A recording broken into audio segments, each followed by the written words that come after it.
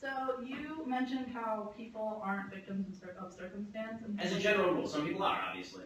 But how do you explain people who aren't given access to certain things and stuff, and therefore cannot advance? Like you cite like single mothers and stuff like that, and then fathers leaving them, and women. Oftentimes, you see it all across the country. Planned Parenthood clinics being closed down and stuff, and they can't get access to contraceptives or abortion and stuff that would stop them from being in that situation.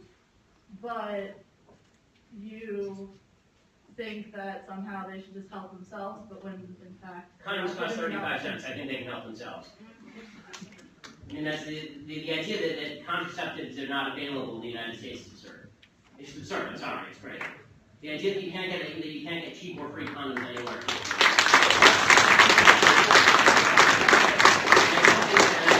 I don't think that killing babies is the solution to you making bad sexual decisions. End of story. I mean, I don't see why, the unsuccessful decision that you made was the decision to have sex out of wedlock and then get pregnant out of wedlock. That decision is not alleviated by killing the product. So, since you're going to say mothers are forced to be parents, should you then also incite like laws or something like that, since you're going to force these women to be parents, that force men to be fathers? Well, there already are. It's called paternity tests. They're not fathers because they walk out and leave their kids, and then you have this, as you cite. Yes, absolutely. I'm in favor of that. It's called marriage, and the left undermined it. It was awesome. The system of marriage was the greatest boon to women of all time. And then feminism came along and said women need men like fish need a bicycle. And it turns out that women need men like women need men. That's because we live in a society that's set up so women can't get as far as men. No, it's because God created wombs. So women should just, say suck it and have a child, suck it up and have a child? Well, if you get pregnant, yes, because you don't get to kill things just because it's in your uterus. It's my body. How about you just stay out of it? How about it's dating and you don't get to kill it because it's in there? So much about how I don't care about your appendix. I don't care about your thorax. I don't even care about your uterus. I care about what's in it. And I can take out my appendix if I don't want it, so why can't I take out other parts of my body? Because they're not independent living human beings. They're not independently living human beings when they're a bundle of cells. Oh, okay. So let me get this. At what point? So okay, let's assume that your scientific knowledge is vast. Let's assume your scientific knowledge. So are you also against partial birth abortion? I think I don't understand why people would have At what point does that bundle of cells become a human being in your view? Sorry. No, really. I mean, this is. No, I just need to calm down for a second. Sorry, did I trigger you? Do you want to go to another question?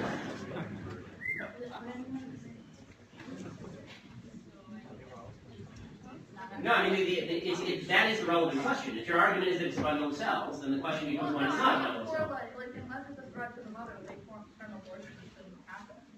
But if it's a threat to the mother's health, or the mother, I don't see why he would force a living human being to give birth to that.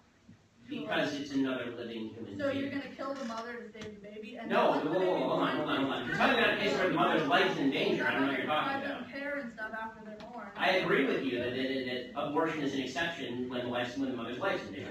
But the concept of bodily autonomy means that I don't have to give up any part of my body unless I say so. The baby is not part of your body. The baby is a baby. Nurture. Really, my wife is pregnant right now, and she's 30 weeks pregnant. Yeah. Actually 32. That baby is kicking the living crap out of her. Okay, that is a living human being in there. Okay, and I promise you that it is not a bundle of cells. I can guarantee you it's not a bundle of cells because that is a baby. Okay, and I'm sorry, but a bundle of cells that is requiring. You're technically a bundle of cells, right?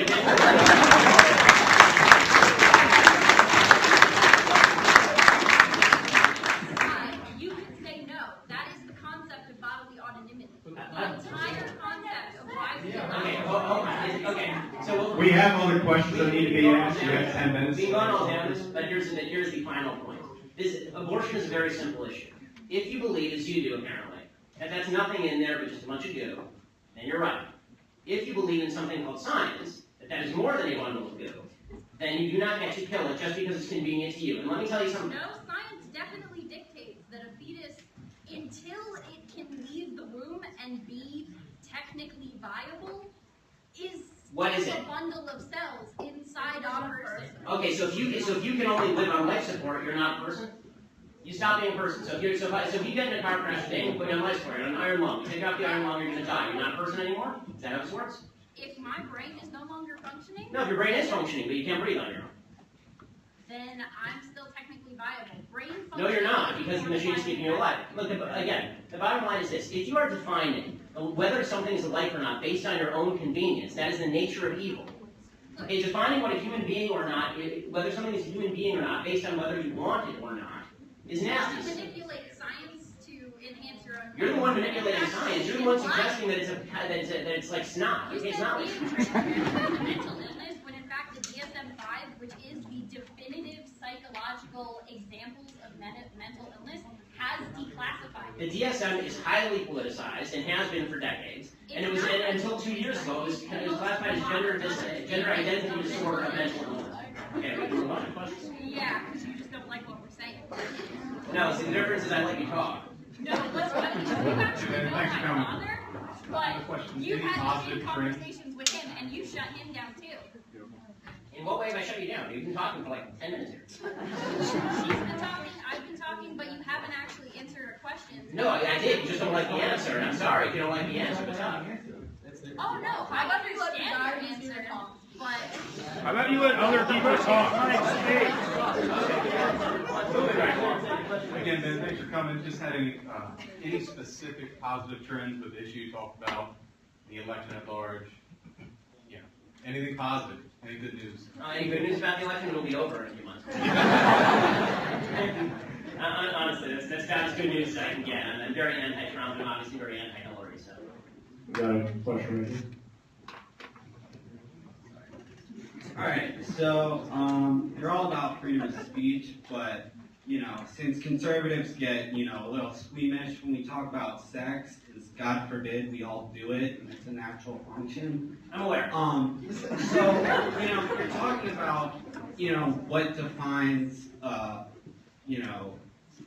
life or whatever. So scientifically speaking, do you consider semen life? So I'm pretty sure that you probably masturbate a lot because you're a human being. So, well put, sir.